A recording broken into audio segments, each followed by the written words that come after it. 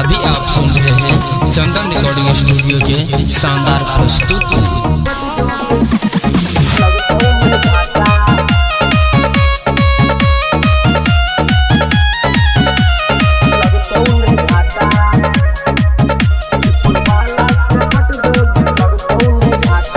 वाला से पट जोगे लगतौ ने घाटा, लगतौ ने घाटा के लगतौ ने घाटा। रैका सरगम से पट जोगे लगतौ ने घाटा, लगतौ ने घाटा के लगतौ ने घाटा। महीना में 200 दिन हेतौ के साटा, हेतौ के साटा, हेतौ के साटा। सुपौल वाला से पट जोगे लगतौ ने घाटा, लगतौ ने घाटा के लगतौ ने घाटा।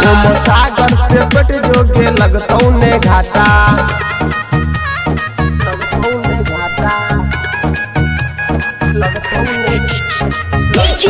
ओम सागर जिला सुपौल बिहार।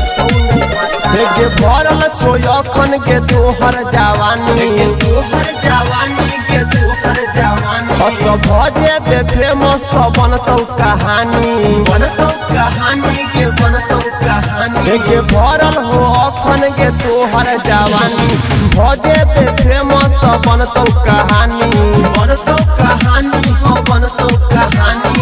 सुन के छौरी गे पीटे ने माथा, पीटे नहीं माथा के पीटे नहीं माथा। छौरा राहुल से पट जोगे लगतौ ने घाटा,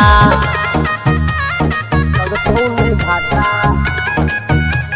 लगतौ ने ओम सागर जिला सुपौल बिहार। के रात भर नचैतौ छोड़ा देतौ पानी, छोड़ा देतौ पानी, छोड़ा देतौ पानी। के कहै छौ तोरा कृष्णा तूफानी, कृष्णा तूफानी, कृष्णा तूफानी। के रात भर नचैतौ छोड़ा देतौ पानी, कहै छौ तोरा गे कृष्णा तूफानी, कृष्णा तूफानी, कृष्णा तूफानी। के घरों में माँ बाप के चलतौ नहीं पाता, चलतौ नहीं पाता के चलतौ नहीं पाता। छौरा गगना से पट जोगे लगतौ नहीं घाटा,